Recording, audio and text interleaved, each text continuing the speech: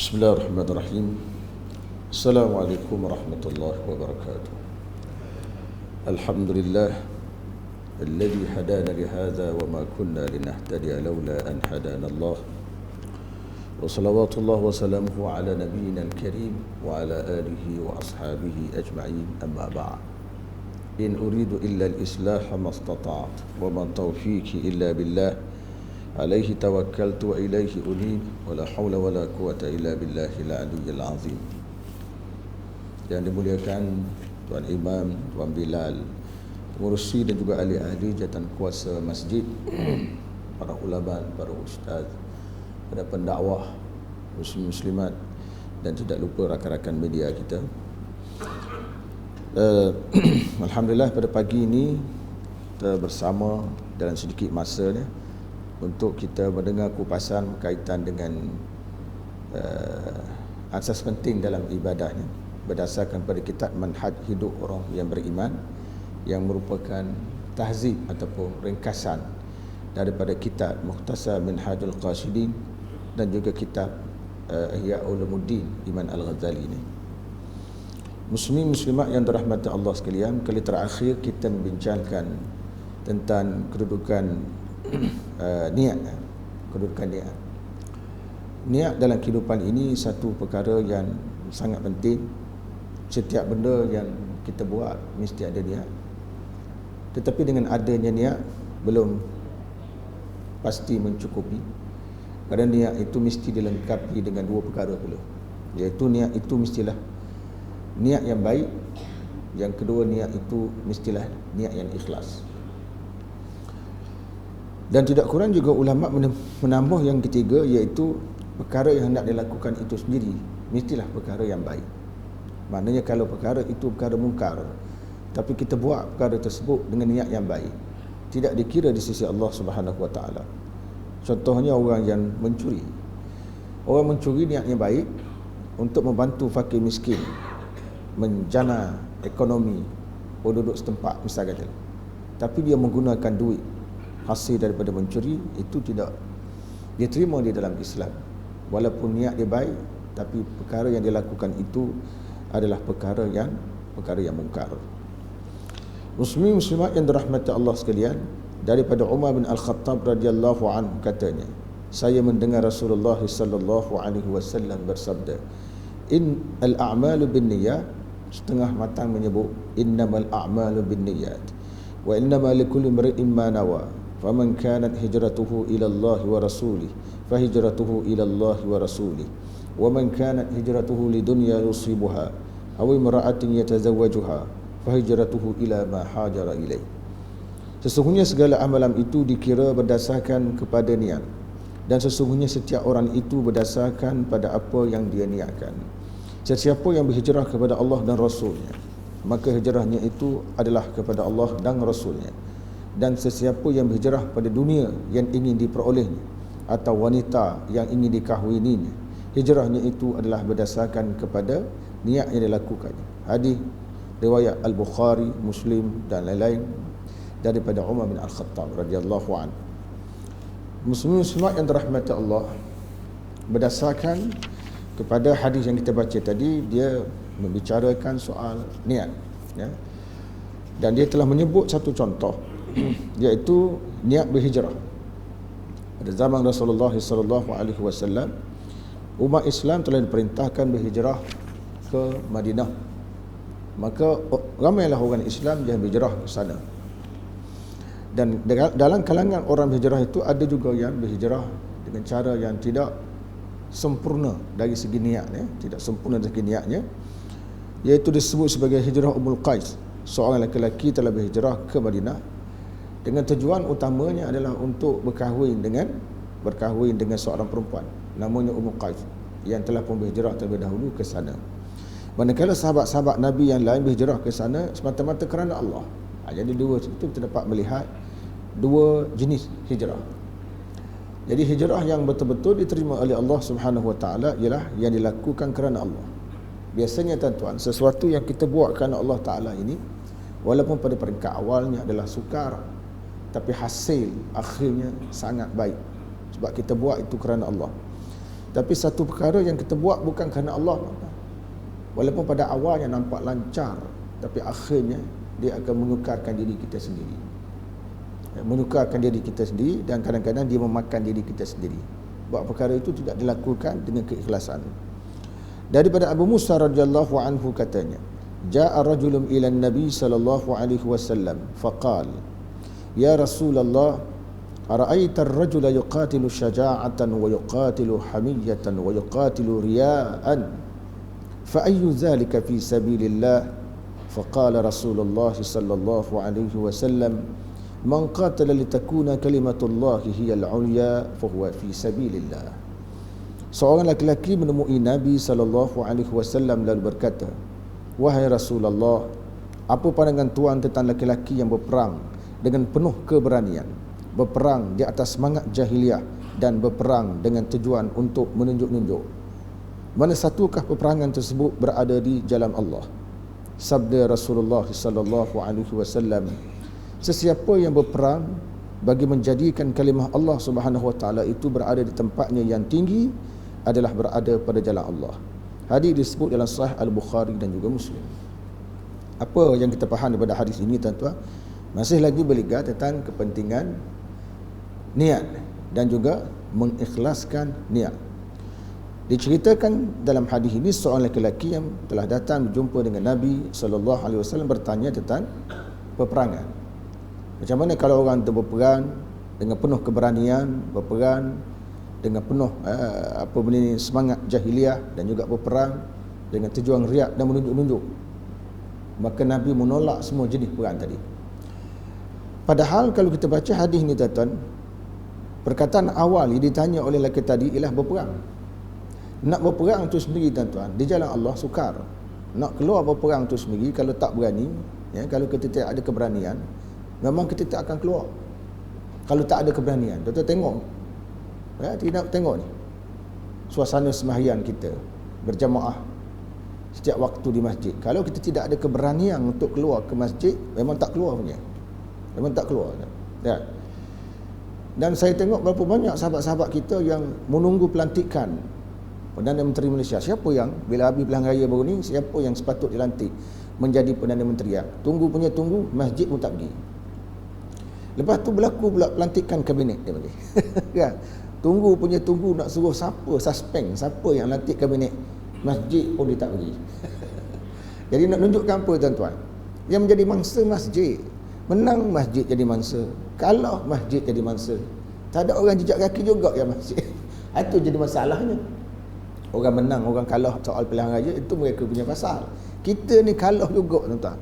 Kita tak masuk calon, kita tak dilantik apa-apa jadi pemimpin. Kita kalah dengan syaitan. Kalah pilihan raya dengan syaitan. Masjid kita juga yang menjadi mangsa. Tak ada orang kata menang pun begitu, kalah pun begitu. Sepatutnya mudah-mudahan kita mengharapkan masyarakat kita berubah, tuan-tuan. Kerana Nabi SAW bila baginda menunaikan solat, apa jenis solat, termasuk solat subuh dan sebagainya, walaupun masjid Nabi SAW itu simple pada zaman itu, tapi orang yang menunaikan solat itu penuh. Orang menunaikan solat itu penuh, tuan.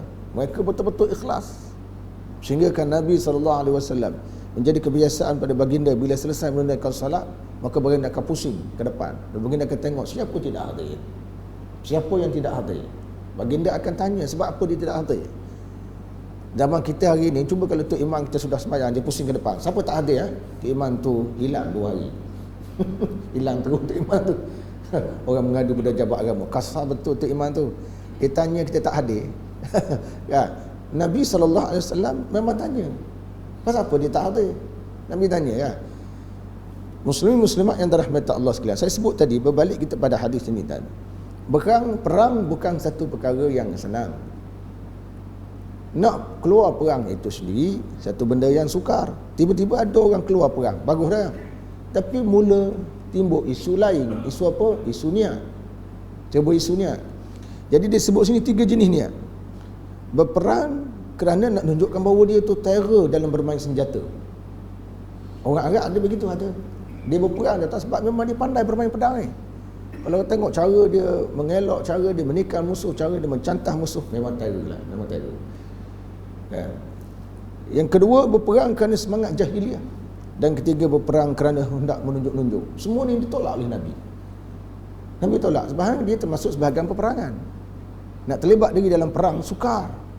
Kalau tak ada kemahiran, siapa berani terlibat dalam perang? Terutama dalam perang moden sekarang yang tidak lagi menggunakan senjata seperti pedang dan sebagainya, menggunakan bom ataupun peluru berpandu yang boleh dilancarkan 100 km tu, kita dah kena sasaran. Muslimin muslimat yang dirahmati Allah sekalian, Nabi menyebut satu formula lain dalam hadis tadi. Nabi kata, sesiapa yang berperang bagi menjadikan kalimah Allah itu berada di tempatnya yang tinggi, itu adalah berperang pada jalan Allah dalam arti kata yang sebenar. Nabi ubah sistem. Orang Arab dulu berperang begitulah.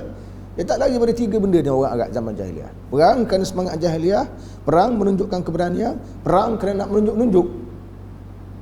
Ada objektif. Orang panggil perang tanpa ada objektif. Macam mereka syarikat contoh, dia perang Iraq sampai jatuh Iraq, tak ada objektif.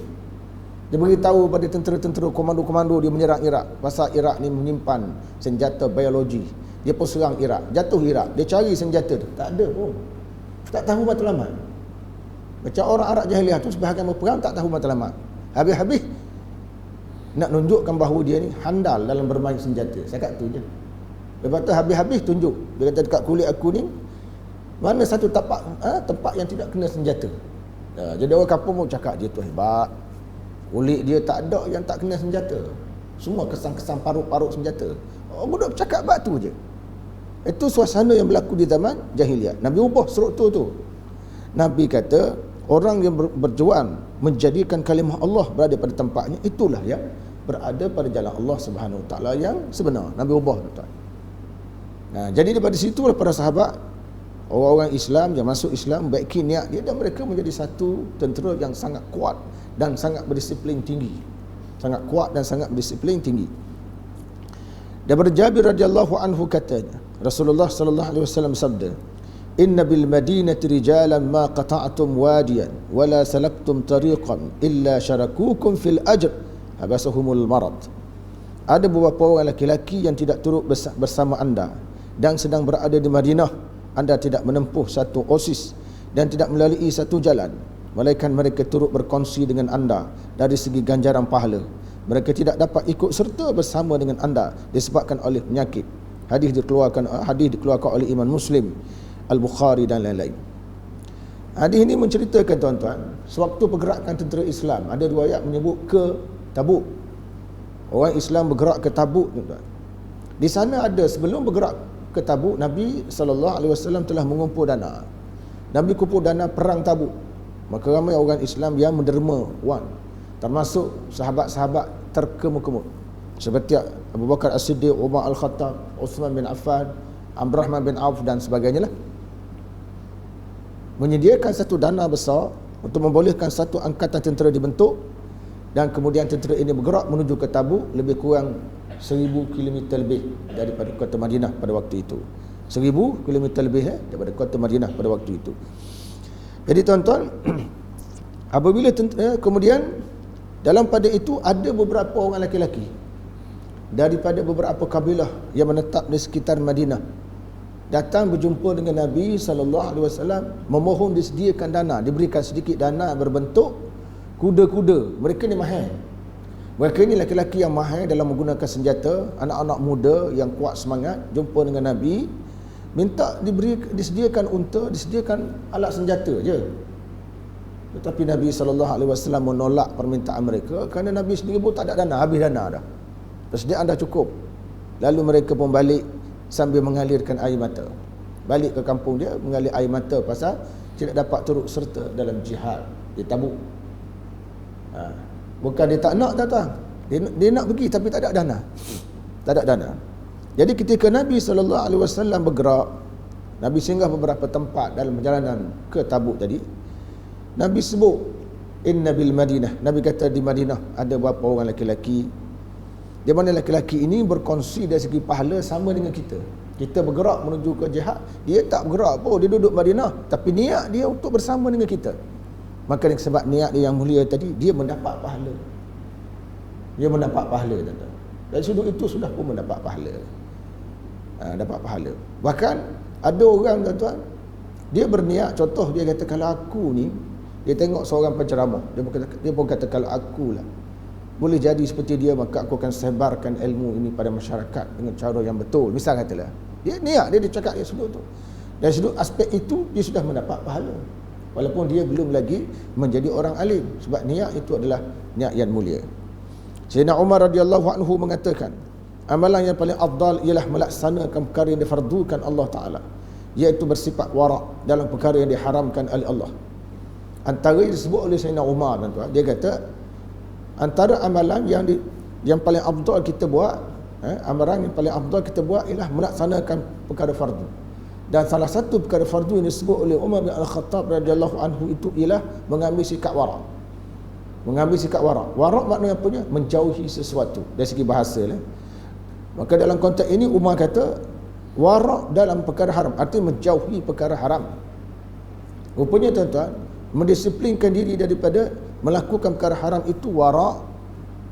Jadi warak itu bukan saja terletak pada cara kita pakaian, pakai songkok ke, pakai kopiah ke, pakai jubah ke, maka kita kata warak. Tak. Itu tidak. Tak mesti begitu. Tetapi salah satu ciri warak ialah mengelakkan diri daripada melakukan perkara yang diharamkan oleh Allah Ta'ala. Banyak perkara-perkara yang diharamkan oleh Allah. Kita ambil contoh peniaga. Sebarang bentuk barang memudaratkan pada masyarakat, jangan dijual. Itu warak peniaga. Ini rokok kita jual. Ya, rokok kita jual. Ya. Kadang-kadang setengah orang dia hadir sembahyang berjemaah, bagus. Rokok dia hisap. Berjemaah tu bagus dah. Rokok hisap juga. Itu tak sedap tu. Di mana warak kita? Warak kita ialah mengelakkan perkara yang diharamkan oleh Allah. Banyak sangat ya. Perkara-perkara yang diharamkan oleh Allah Azza wa Jalla. Dan bersifat benar dalam niat terhadap apa yang ada di sisi Allah serta mengharapkan keredaan-Nya. Yang kedua, Sayyidina Umar menyebut benar ataupun jujur dalam niat. Jujur dalam niat, tuan.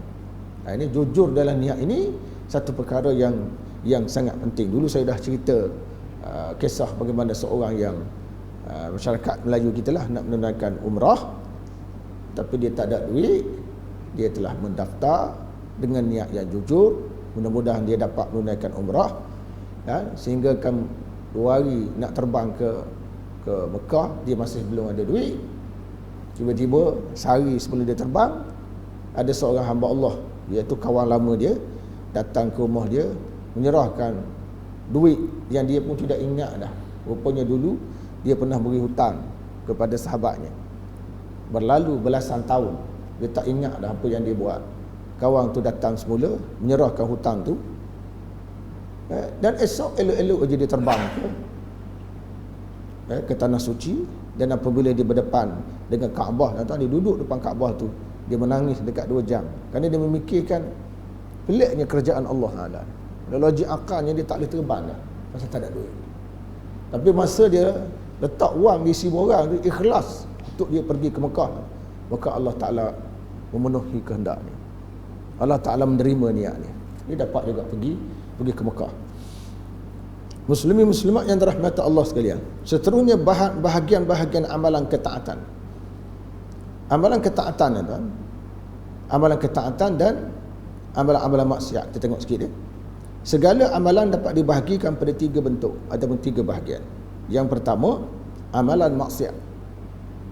Amalan maksiat ni, ia tidak akan berganjak daripada tempatnya dengan semata-mata adanya niat yang baik. Kita nak hubungkan dengan niat. Ya tadilah, kalau orang tu merompak, niatnya menjana ekonomi rakyat, tapi dia merompak, boleh dah? Tak boleh. Niat dia tak betul. Niat dia tak betul. Mencuri contohnya, kita ada tabung masjid, tuan-tuan. Dia mengai dalam masjid, dia curi tabung masjid. Untuk membolehkan dia membantu fakir miskin. Membantu fakir miskin, bagus. Perbuatan mencuri harta awam itu adalah satu perbuatan yang tidak baik. Amalan maksiat. Itu amalan maksiat. Misalnya orang yang membina masjid dengan menggunakan harta yang haram dengan tujuan kebaikan. Tak ada apa-apa lah. Tak boleh apa-apa lah. Walaupun tuan-tuan, ada beberapa fatwa Eropah, disebut dalam kitab Yas'alunaka fid din wal hayah oleh Syekh Ahmad Asy-Syarbasi, fatwa berkaitan dengan kalau orang Kristian menderma wang kepada kita untuk kita bina masjid, boleh atau tidak kita terima wang itu? Jadi telah difatwakan oleh Jawatankuasa Fatwa Eropah, boleh diterima wang itu untuk membina masjid. Dengan syarat hendaklah diketahui niat mereka berbuat demikian untuk apa. Kalau niat dia berbuat demikian itu untuk menyekat Islam secara tidak langsung, kita tak boleh terima lah. Tapi kalau niat dia sekadar beri gitu saja, maka kita boleh terima. Jadi membina masjid dengan harta yang haram dengan tujuan kebaikan, itu tak boleh. Cuma harta yang haram ni tuan-tuan, macam riba, kita simpan di bank, riba ni bila simpan di bank, zaman dulu dibagi interest, dibagi dia punya bunga dia tu. Jadi itu adalah haram kita pegang bagi orang penyimpan. Tapi bila diserahkan kepada fakir miskin atau diberikan, dipanggil tabung kerajaan negeri khusus tabung riba, itu tidak mengapa. Dan kerajaan boleh guna duit itu untuk bina jalan ke, wakaf ke. Tapi untuk nak bina masjid, tak boleh lah. Tapi individu, secara individu, kita dapat duit itu, kemudian kita guna. Duit itu duit haram. Kita guna, serahkan duit itu kepada masjid. Beratus ribu tu serah masjid. Orang pun pandang semua pada kita, oh dia ni bagus, pemurah betul. Sekali derma beratus ribu. Kita pun nak derma bukan senang. Tangan pun terketar-ketar. RM10 pun mikir 2 kali. Terketar. Dia berderma beratus ribu. Rupanya duit yang diderma tadi, duit yang tak bersih. Misal kata dia jadi kontraktor, tuan-tuan. Kontraktor pun satu hal. Ada sahabat saya, dia kontraktor kelas F, terlibat dalam dunia ni lah, dunia kontraktor, buat projek ni. Satu ketika dia jemput saya ceramah. Dia terlibat Jawatankuasa Surau. Jemput saya ceramah, sambil-sambil saya datang pada jauh, sebelum ceramah tu kita berbual-bual. Sahabat saya sama-sama belajar dulu, dia cerita, saya tanya kerja apa sekarang. Dia kata tak kerja dah. Kerja yang buat sendiri, kerja sendiri. Dulu saya kerja kontraktor. Oh, kata kontraktor baguslah, pendapatannya besar. Dia kata tidak begitu ustaz. Dia kata pasal apa? Pasal kontraktor dia kata tak lari daripada rasuah. Dia mengaku sendiri. Payahnya dia kata kadang-kadang pegawai jabat tu, di pejabat tu kata dia under table, ada table. Tangan di bawah. Atas tak ada tangan. Hak di bawah tu ada juga. Under table dia kata. Jadi setiap kali kita nak buat projek ada saja benda tu. Jadi saya pun rasa tak bersih harta dia. Dia pun berhenti. Lesen dia dibagi pada orang lain untuk menggunakan. Jadi di situ kadang-kadang kita tengok, jadi perolehan kadang-kadang setengah pegawai yang makan rasuah ni dapat duit beratus ribu tuan-tuan, tapi tidak diberkati oleh Allah. Kemudian dia nak guna duit tadi dibagi kepada masjid contohnya. Bagi dia lah, kita masjid ni bak lain, dia tak ada benda. Niat itu langsung tidak memberi kesan kepada usahanya membina masjid tersebut, kerana qasad melakukan kebaikan dengan menggunakan keburukan dan dikira sebagai satu keburukan. Qasad menggunakan benda baik dan tak untuk buat benda buruk, dikira satu benda buruk. Dia telah melakukan satu keburukan dengan menggunakan sumber yang haram. Jadi banyaklah kalau kita lihat contoh-contoh yang lain, orang menggunakan duit ataupun sumber yang haram untuk melakukan benda-benda yang baik. Muslimin muslimat yang dirahmati Allah, itu dipanggil amalan maksiat. Artinya tuan-tuan tak boleh.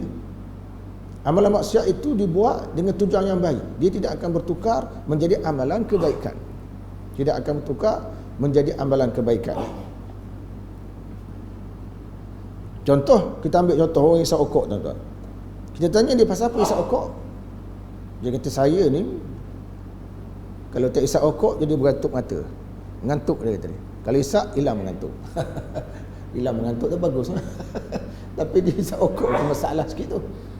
Dia menggunakan satu subjek untuk melakukan satu subjek yang lain. Yang kedua, amalan ketaatan. Tadi amalan kemaksiatan ataupun amalan mungkar. Amalan mungkar. Yang kedua, amalan ketaatan. Kesahihan melakukannya pada asasnya bergantung kepada niat. Amalan ketaatan.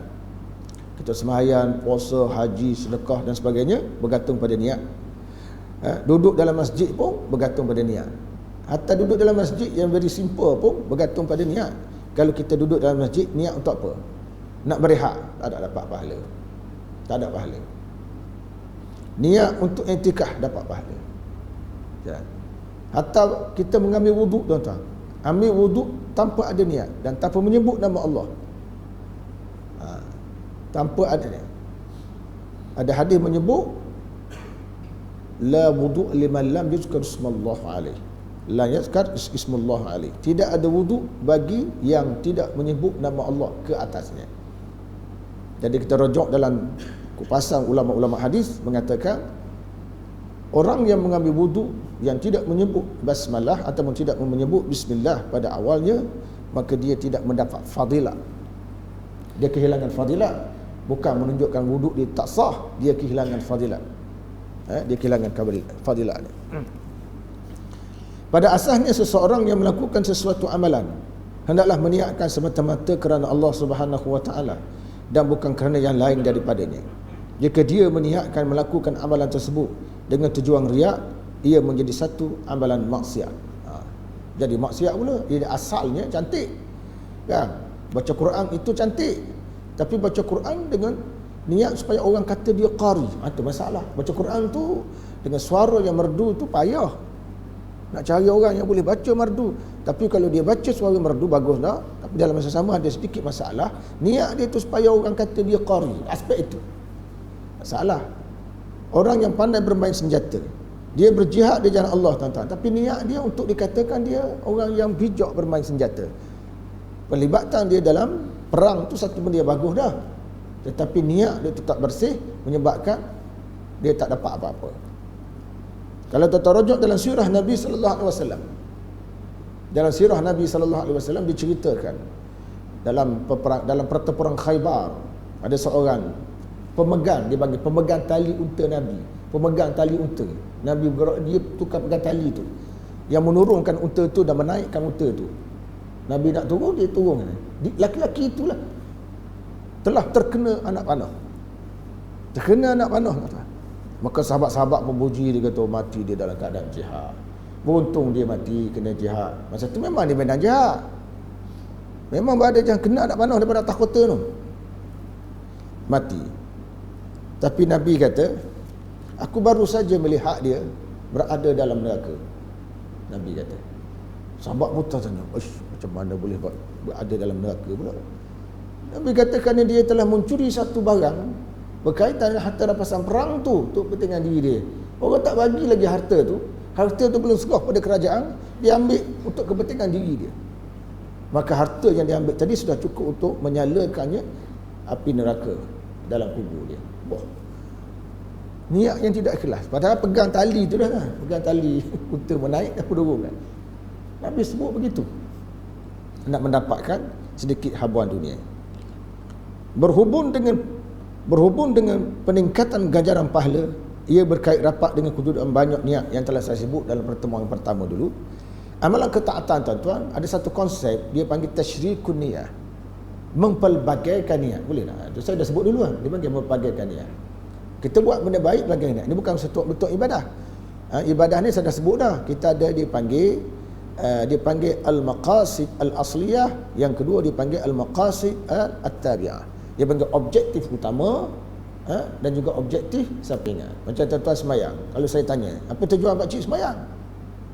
Dia kena beza antara objektif utama, objektif sampingan.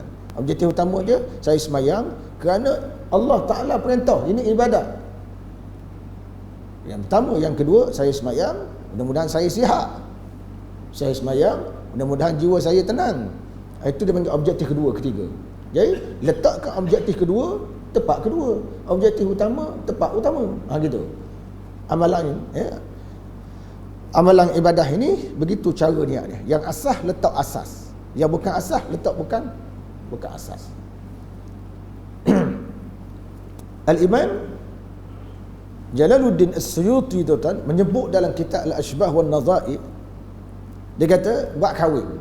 Laki-laki nak kahwin tu, dia tak kahwin lagi, dia nak kahwin, dia dapat banyak pahala. Dengan sebab faktor niat dia. Kalau kita tanya dia apa tujuan nak kahwin?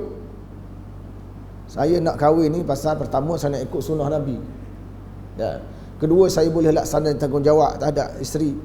Tiga, saya nak dapat zuriat keturunan yang baik. Keempat, saya nak dapatkan rezeki yang halal. Jadi dengan sebab itu, sebab dia kahwin tu, dia berhasrat begitu, dia dapat 5, 6 ataupun 4 ataupun 5 pahala besar tu. Dia panggil tasyrikun niyah, dia boleh mempelbagaikan niat. Seorang lelaki tuan-tuan bersama dengan isteri, dia bersama dengan isteri kita nampak macam biasa sajalah, normal lah seorang suami isteri. Tapi dia kata saya bersama kerana pertama ikut sunnah Nabi, yang kedua mendapat zuriat keturunan yang soleh, 3 boleh menjaga diri saya daripada melihat yang bukan-bukan. 3 pahala dah, 4 pahala dah, walaupun dalam bentuk bersama dengan isteri. Walaupun dalam bentuk bersama dengan isteri. Ini terpanggil tasyrikun niyah.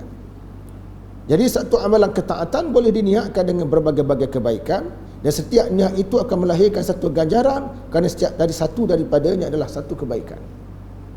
Dikira sebagai kebaikan. Kemudian digandakan setiap kebaikan itu dengan 10 kali ganda kebaikan lagi yang seumpama dengannya. Jadi maknanya tuan bayangkanlah, kalau satu tu satu pula, tambah pula 10. Tiap satu dapat 10, tiap satu dapat 10, tiap satu dapat 10. Bayangkanlah besarnya, banyaknya pahala yang kita peroleh melalui cara niat je. Misalnya duduk di dalam masjid adalah merupakan satu amalan ketaatan. Duduk dalam masjid amalan baiklah. Tak ada orang kata duduk dalam masjid amalan jahat, tak ada lah. Duduk dalam masjid memang amalan baik. Walaupun mungkin duduk dalam masjid tu niat dia tunggu imam keluar apa semua sekalian, dia nak curi tabung tu. Tu bab lain lah. Tapi semata duduk tu memang kata-kata baik dari segi zahirnya lah. Semata duduk tu molek lah tu. Kita duduk tempat dalam masjid berbanding kalau dia duduk di kelab malam. Duduk dalam masjid misalnya satu amalan ketaatan. Ia boleh diniatkan dengan banyak niat. Antaranya niat masuk ke dalam masjid dengan tujuan menunggu salat. Niat beriktikaf 2. Dan menjaga anggota badan daripada melakukan berbagai-bagai keburukan 3. Masuk masjid duduk dalam masjid dah dapat berapa puluh pahala lah. Kat 30 pahala lah. Kenapa tu?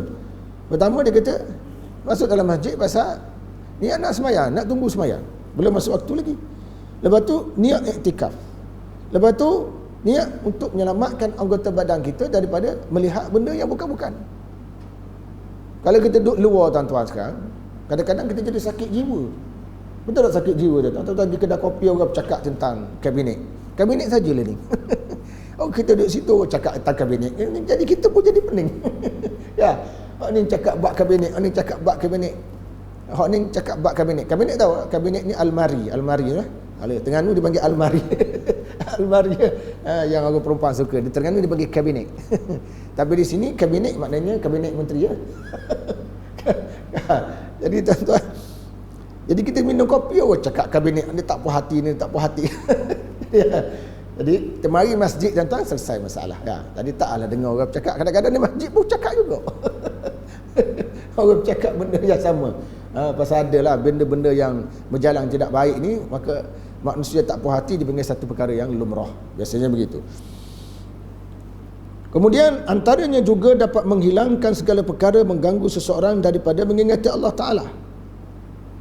Selain daripada nak menjaga diri daripada kemungkaran, antaranya juga kita nak elakkan diri daripada lupa. Sebab proses ingat pada Allah Ta'ala tuan-tuan, dia boleh berlaku dalam bentuk ingat dalam fikiran, dia boleh berlaku dalam bentuk ingat dari segi pelaksanaan. Dalam pelaksanaan itu dipanggil ingat pada Allah Ta'ala. Orang yang berkahwin tuan-tuan, jangan kata dia tidak berzikir. Dia ni tak berzikir, yang dimaksudkan zikir ni subhanallah, subhanallah itulah zikir. Tak. Dia kahwin mengikut sunnah Nabi tu, dengan niat mengikut sunnah Nabi, dia berzikir pada Allah dalam bentuk tu. Sebab kahwin tu Nabi suruh, ya ma'syaras syabab man istata'a minkumul ba'a falyatazawwaj fa innahu aghaddu lil basar wa ahsanu lil farj. Maknanya dia kahwin lah. Kahwin tu kenapa tu? Zikir lah tu dalam bentuk tu. Ada dalam bentuk pelaksanaan. Dalam bentuk pelaksanaan. Jadi ada zikir dalam bentuk sebut subhanallah, subhanallah, itu dipanggil sebut. Ada zikir dalam bentuk pelaksanaan. Sebab itu bagi Syekh Sa'id Musayyab, dia kata siapa yang banyak berzikir kepada Allah tetapi dia tidak taat kepada Allah, dia bukan ahli zikir. Dari segi fizikal subhanallah, subhanallah, banyaknya sebut subhanallah, subhanallah, tapi amalan lain tak taat. Anak bini dia tak suruh pun tutup aurat, dia sendiri pun tidak mengelakkan daripada benda haram, rokok-rokok ambil juga. Tapi dalam bab zikir subhanallah, subhanallah, kencang kau main, legak macam kipas. Tak? Jadi Syekh Sa'id Musayyab kata siapa yang banyak berzikir pada Allah ni dengan lidahnya, tapi dari segi ketaatan tidak berlaku pada Allah, dia bukan ahli zikir. Dia orang yang terpedaya. Kalau dia pandai sebut atau pandai laksana, pandai sebut pandai laksana. Macam orang lelaki dan tuan yang menyentuh soal poligami, sebab dia pilih ni mudah sikit, poligami negeri lain payah. Poligami kan, ada orang sebut poligami. Sekali dia kahwin, ada sahabat saya tuan-tuan, selalu je kalau jumpa cakap tak ada kerja lain, buat poligami je kalau dia cakap. Polistring tak nak cakap, politeknik tak mahu cakap buat poligami. Sekali Allah takdirkan dia berpoligami, dia tu poligami kata, tak cakap terus. Jumpa dengan kita tak cakap dah. Belum tu sikit-sikit poligami. Sekali dia kahwin, dia tahu sepak terajang poligami tu, payuhnya poligami tu, leterang beristeri, peluru berpandu, berlaku hari-hari, serangan menggunakan skak dan sebagainya tuan. Sakit ni kepala dia tak cakap tu. Tak cakap tu tentang poligami ya. Dia ingat senang poligami tuan-tuan, dia ingat senang je. Sebut tang senang, sebut tang tu senang. Pelaksanaan tuan-tuan, yang kita kahwin itu bukan patung, itu manusia. Dia ada perasaan. Dia nak makan, dia nak minum. Bila dia lapar, dia minta belanja dengan kita. Ya. Bila kita tak mampu keluar belanja, dia bercakap lah. Jadi saya kata dia sebenarnya tidak semudah yang kita jangkakan. Kemudian antaranya juga dapat menghilangkan segala perkara yang mengganggu seseorang daripada mengingati Allah dengan cara menyendiri dalam masjid. Inilah cara tuan-tuan. Kalau betul-betul nak menyendiri, berkhulwah dia panggillah masjid, duduklah tepi tiang sebelah sana tu, dengan niat iktikaf, dapat pahala. Yang kita pergi ke gua tu ada apa? Duduk satu sudut dalam gua tu, bawa bertih, sari sebiji. Ada lagi orang Melayu kita buat macam tu. Nak cari kelebihan apa dalam gua tu? Nak semayang pun tak selesa, kelawar banyak, tarik kelawar jatuh merata-rata. Nak jadah macam mana nak duduk gini tuan-tuan? Apa yang kita tunggu dalam gua tu? Gua ni tempat siapa? Makhluk apa yang huni di gua tu? Kelawar. Lagi jin. Masjid kita ni bersih. Pergilah kalau nak berkeluar, duduk kat tiang tu, zikir, baca Quran, batal wudu, pergi keluar ambil wudu, duduk pula. Kalau betul nak menyendiri, yang pergi ke gua tu buat apa? Memang betul berlaku tuan-tuan. Ada juga yang nak cari kelebihan. Kalau zaman dulu pergi ke gua ni nak cari kelebihan dalam bentuk supaya dirinya kebal. Keluar tu tikan takluk, satu kebanggaan. Tikan takluk Melaka jatuh Portugis. Ya, kalau betul kita tikan takluk, Portugis tak boleh takluk Melaka. Sehebat-hebat hantuah tuan-tuan. Kalau kita baca buku dia panggil Hikayat Melayu. Saya dulu SPM baca buku tu, ambil sejarah. SPM tahun 84 tuan-tuan. SPM tahun 84. Baca buku sejarah Melayu tu. Sebab saya ambil bidang sejarah. Maka disebut cerita tu. Dalam buku tu cerita, dia kata zaman tu hantuah ada. Masa Melaka diserang oleh Portugis, hantuah ada. Katanya lah dalam buku tu. Dan hantuah berdepan dengan senjata moden oleh tentera Portugis. Jadi Portugis tembok, hantuah terkena peluru. Dia sebut cerita tu. Hantuah terkena peluru, hantuah terpelanting, jatuh dalam laut Melaka. Bahana peluru moden tu terlalu kuat. Walaupun hantuah macam tu, tangan kanannya pegang keris taming sari. Tak fungsi mana. Lawang dengan senapan moden daripada Portugis zaman tu lah. Muslimin yang dirahmati Allah sekalian. Jadi saya nak cerita apa ni? Jadi daripada kita duduk menyendiri dalam gua apa semua, konon nak suruh kebal macam saya sebut cerita tadi, tak ada faedah pun. Sahabat Nabi tak ada kebal. Khalid bin Al-Walid sewaktu dia meninggal, jenazahnya dimandikan, hampir tidak ada satu tempat di tubuh dia yang tidak ada parut kerana kena pedang tu. Tak ada kebal pun, tak ada kebal. Hampir tidak ada satu tempat yang tidak kena pedang. Pada Khalid ini dikenali sebagai apa? Pedang Allah, bijak dalam pedang, bijak dalam merancang, bijak dalam menyerang, bijak dalam mengundur. Itu berlaku pada Khalid bin Walid. Yang berniat untuk mati di medan perang, tetapi Allah Ta'ala tak perkenankan. Akhirnya dia mati di atas katil. Betapa dia berhasrat untuk mati di medan perang, tuan-tuan. Tak kali berperang, akhirnya dia tak mati di medan perang, dia mati di atas katil. Jadi saya nak cerita apa tu? Kalau betul kita nak menyendiri, Bersihkan niat, marilah masjid, duduk situ. Ini tempat yang paling bersih. Ya. Tapi masalah tuan-tuan, saya banyak pergi tempat masjid. Tok Imam, Tok Bilal selalu pesan pada saya, Ustaz, laptop Ustaz tu jaga molek sikit. Tu start sikit tu. Tok Imam masjid pesan. Saya letak saya punya kitab atas tepi. Ustaz jangan letak di situ, berbahaya, nanti hilang. Sakit kepala tu. Masjid pun boleh hilang. Ya. Patutnya kita letak mana-mana tak hilang. Macam Jepun tuan-tuan, sekali kita letak kita punya apa-apa barang satu-satu tempat di Jepun, kita datang 3 hari, di situlah barang tu duduk, tak berganjang. Masyarakat Jepun telah dilatih begitu amanah. Sebab tu orang kata di Jepun, kata Syekh Muhammad Ghazali, aku pergi ke Jepun. Syekh Muhammad Ghazali seorang ulama besar Mesir, dia pergi lawatan ke Jepun. Aku pergi ke Jepun, aku dapati semua ada di Jepun, kecuali apa? Satu je tak ada, akidah Islam. Akidah Islam je tak ada. Hak lain, kebersihan apa semuanya. Zaman saya pergi ke Mekah tuan-tuan, bila melontar kan, kita melontar tu kan anak batu tu berterabur kan. Orang Jepun tu sapu. Oleh Saudi tengok, orang Jepun sapu, hak berterabur tu orang Jepun sapu. Orang Jepun kata ni tak bersih ni. Orang Jepun sapu. Dan khemah Jepun zaman saya pergi tu, khemah nombor 1 paling bersih dalam dunia. Khemah nombor 2 paling bersih, khemah Malaysia. Pasal kita ikut Jepun. Zaman saya lah. Ya. Muslimin muslimat, itu baru betul. Berzikir kepada Allah dan seumpamanya. Inilah jalan untuk memperbanyakkan niat. Oleh itu, jadi kita duduk dalam masjid dah banyak dah niat boleh tu. 2, 3, 4 niatnya dan kita dah banyak pahala. Oleh itu, bolehkah dikiaskan kepada amalan-amalan ketaatan yang lain? Oleh itu bolehlah dikiaskan kepada amalan-amalan ketaatan yang lain. Pendek kata, tidak ada satu amalan yang diharuskan oleh syarak, melainkan boleh dilakukan dengan banyak niat. Dengan banyak niat. Dengan duit tu tuan-tuan, kita boleh dapat pahala. Nak bantu orang miskin, nak beli tu, nak beli ni, dan sebagainya. Muslimin muslimat yang dirahmati Allah sekalian, amalan yang ketiga dipanggil amalan yang diharuskan. Jadi kita 3 jenis amalan. Pertama tadi amalan maksiat, yang kita buat dengan niat yang baik, tak akan jadi amalan ketaatan. Yang kedua dia panggil amalan ketaatan, yang kita lakukan dengan niat yang baik, dia akan jadi benda baik. Kalau je niat yang buruk, dia tak akan jadi benda yang baik. Amalan yang diharuskan yang ketiga, tidak ada sesuatu amalan yang diharuskan, melainkan boleh dilakukan dengan satu atau beberapa niat. Amalan harus, macam makan nasi tuan-tuan, harus. Jadi niat kita boleh dipelbagaikan. Kesemuanya menjadi amalan yang boleh mendekatkan diri kepada Allah Ta'ala dan memperoleh derajat yang tinggi di sisinya. Makan nasi untuk apa ni, ibadah, untuk badan kita sihat, supaya kita tak lapar. Berapa banyak, sebab tu tuan-tuan, Malaysia ni diperkenalkan zaman saya dulu makan nasi lemak pagi untuk pelajar-pelajar. Sebab apa? Sebab zaman tu bila kita belajar, keluarga miskin tak ada makanan tuan-tuan, jadi perut berceruk ni, perut kita berbunyi lah.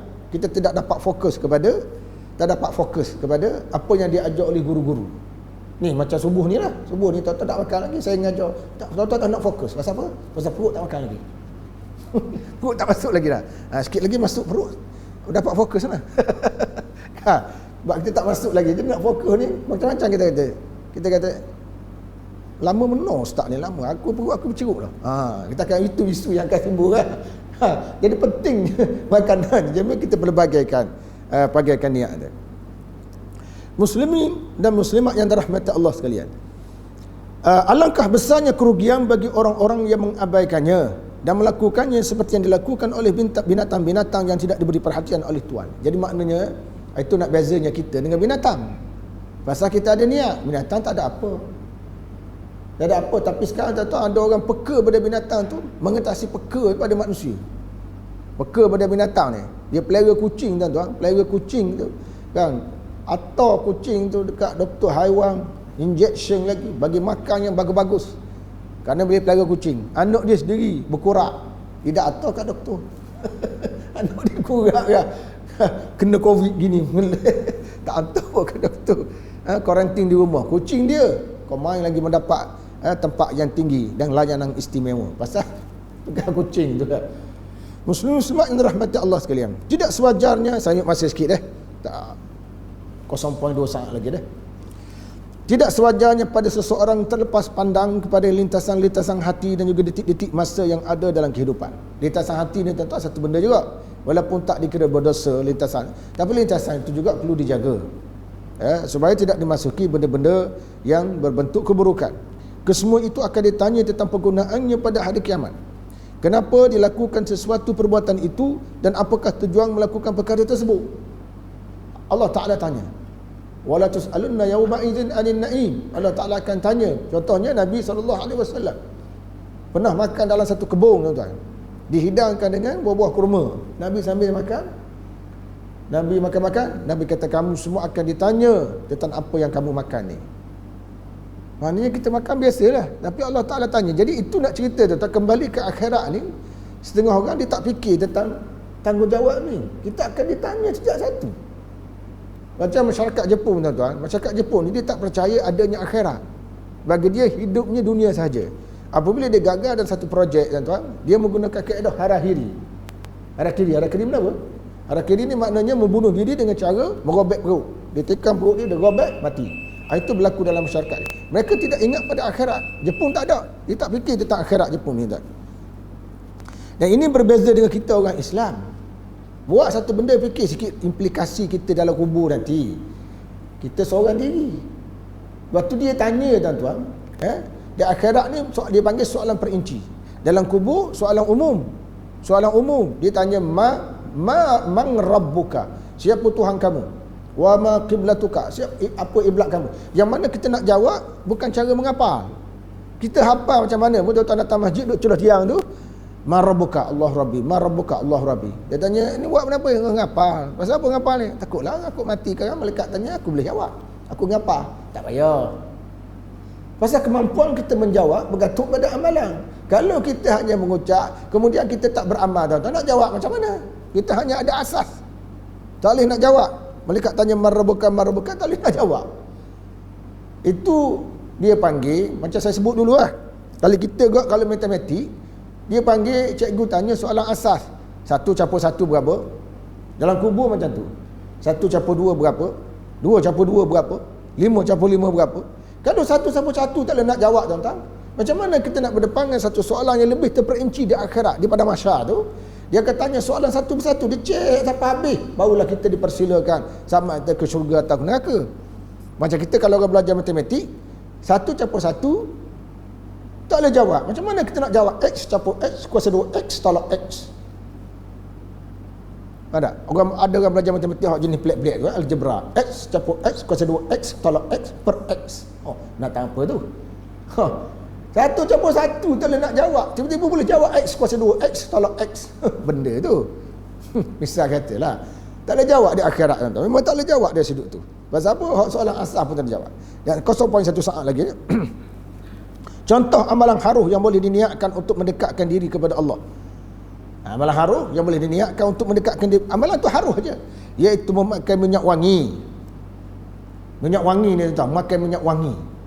Nabi SAW menyebut salah satu di antara sifat dia yang Nabi suka pakai minyak wangi. Sedangkan tubuh Nabi itu sudah wangi.